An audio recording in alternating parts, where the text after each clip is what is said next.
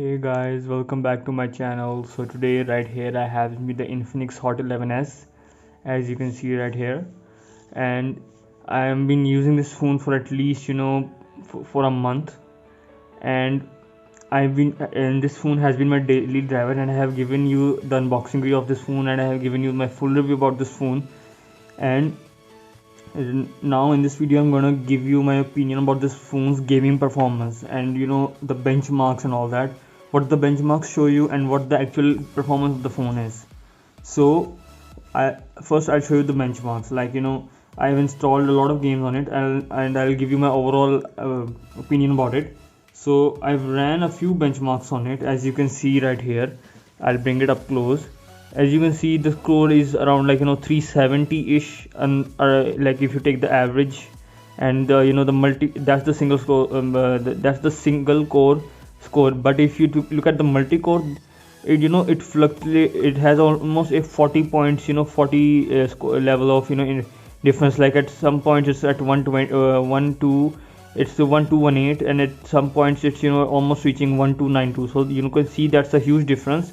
And even the in between scores, as you can see right here, like the 1258 and all that. So the performance, like if you go with the benchmarks on Geekbench, Geekbench tests the computing performance of the phone. It doesn't put any stress test or anything like that on it. So this is the score you're getting on it. And if you, and even if I do the compute, it's around for both Vulkan and OpenCL, it's like OpenCL is 1200 and Vulkan is at 1275. This is the testing the computation of the phone, the processing and the algorithms, all that runs in the phone. That's for this. And if I go to Antutu, I have ran this couple of times in between. Like right now it's 1788, and the maximum score that I've seen this phone get is around 180, and it gets close, like this score is even closer to the 180. But one thing I'll put a caveat on, like an asterisk on this number, is that if I go into the detail, the problem is with Antutu before, till one point, the standard version of Antutu was, I could use it on any phone, whether it had even if it had 2 GB RAM in it. But now, like for the last few months, I've seen that Antutu has differentiated. Like if a phone has less than 6 GB RAM, it can run the Antutu Lite version. If the phone has more 6 GB or more than that, the RAM has more than 6 GB, 6 or more than 6 GB RAM, then you can run the standard version. And the only difference between the standard version and the light version of Antutu is that the light version does not test the the GPU performance of this phone. And if this score was there as well, it could have gotten closer to the 200, like almost it would have touched 200, like 200,000 score, or even have gotten a little bit more than that. But like that's assuming with the fact, by the fact that when I had the Infinix Note 10, that phone had a 6 GB RAM, and I was able to run the standard version. And to do that, phone got around to the score of 240 ish. Like I don't exactly remember it very well. It's around 240 to 250 ish, around that ballpark. So if this phone, like some reviews I've seen on YouTube have got, they got the the 6 GB RAM version of this phone, but that version is not generally available to the public. So if I have to guess, by this score of this phone with this version of Antutu, it could have gotten closer to 200, or maybe even closer to 210, like from 200,000 to 210,000. So that's my range. And you can even see the temperature. The one thing I've noticed is with with the previous phones, I would see almost 2 to 3 degrees increase in temperature, and almost just 3% to 3% decrease in battery battery level. But with this phone, the battery droppage is the same, but with the temperature, like you can see here the graph of the temperature, like the way it increased and then decreased, and all that thing happened when the benchmark was running, which shows that the the cooling also is running well with the phone. I've even ran this CPU throttling test, and I would see a little bit of droppage, like the performance would go down to 80%, or maybe even to 75%, but it would not go like sometimes phone throttles to the point where the phone's performance falls like till 50%. So that's one of the good things I've seen. Like I've ran this like for 2-3 times, and I've seen that the overall stress test, this phone's processor can really handle the stress really well. And now when I go into the games, I'll show you the games that I have. Like these are all the games I have. I had even more games, like the PUBG new strategy is the latest game that came out, and it's a really intensive game. But one thing is for sure, like even when I'm going in the home screen, which I even mentioned in my full review, which I'll put that the card iCard for that video right here. You can see it right now. But in that video I did say that in the home screen you can really feel the difference of a 60 hertz display and a 90 hertz display. And the same thing happens in the game as well. Like if I'll tell you about the game, the performance of the phone while gaming. But even in the lobby of the game, like in PUBG there is a lobby and all that.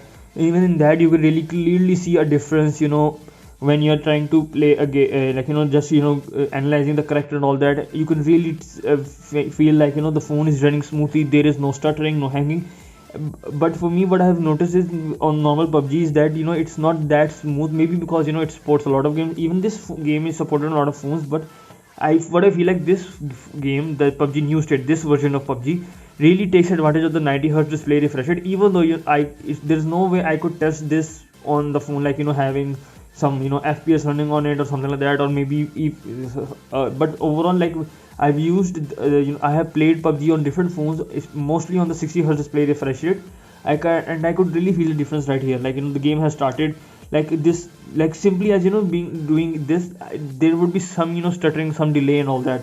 And if I just start the game for a little while, I'll show you on the game level how this game is performing and all that. But overall, like if there is no network delay, no network lag, if you have a perfect internet connection, then one thing is for sure that you will have a really great experience on this one. Whether it's the game like PUBG, or even as a simple game like Subway Surfer, or any game. Whether I did not run Genshin Impact, but I'm pretty much sure of it that this processor and this phone would be capable of running off it. Like right now I'm in the initial state, and like even on other phones, if I do this, like this quick movements, I would really feel a difference. Yes, after running the game for like 10-15 minutes, then you might notice some frame lag or something like that, like slight stuttering. That's because the phone is heating up, it's trying to manage the heat and all that. So you can really feel the difference. So you can see here how the game is performing. Like you can see here, as soon as like I'm doing random movements and all that, and like normally if this was the normal PUBG mobile, there would be some lag or some stuttering here and there. But even in that game, it would get fine after a little bit. But I feel like this game, the new state, is really taking the advantage of the 90 hertz display from the beginning and all that. Like as you can see here, like all this movement, the game would really stutter a lot. So this is like the performance, and I even show you the benchmark and all that. Like you can see here the way the character is moving and all that. Like any random quick movements, I would see a lot of phones struggle with this. This is like one of those simple things that you could do. I'll just go back into the lobby. I'll just go back into it. And overall, my opinion about this phone is like the G8. The difference between the G85 and the G88, it might not be that much. It might be just a slight a slight increase in gigahertz and all that. But because of the 90 hertz display refresh, it for me it's making a huge difference. Like the less stuttering and the smooth display really helps in giving you a smooth gaming performance. And there isn't anything like which the Note 10 had a 180 hertz sampling rate, but that was one of those things that was very hard for anyone to see unless you're using the phone. But in this phone does not have that any touch sampling rate or anything special over the 90 hertz display refresh rate. But this thing only has the 90 hertz display, but that itself makes a huge difference over the 60 hertz. So if you're think about this phone is not like Infinix hasn't promoted this phone as a proper gaming phone. But if you're if you want a phone that can do a very good game, you could get a very good gaming experience on it. I would say that you can run any game on it, like any heavy game or any game that comes out in the future, maybe 1 year or 2 years. It would run really smoothly, and you will have a really good experience of any game on this phone. And it would be you would get much better experience if those upcoming games support the 90 hertz display refresh rate on this phone, or any phone that comes with a high display refresh rate.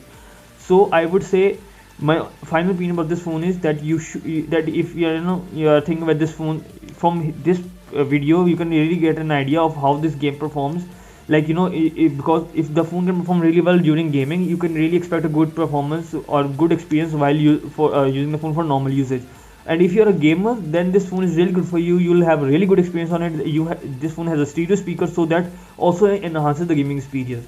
So if you want, if you're a kind of person who wants to play PUBG on it, I would say this is the best budget phone on which you can game on with with 90 Hz display refresh rate, and you would get a smooth gaming experience. So you could get this if you are if your criteria is only to get a phone based on the gaming experience, then I would suggest that you get this phone. You will have a really good experience on this phone and you would not regret it.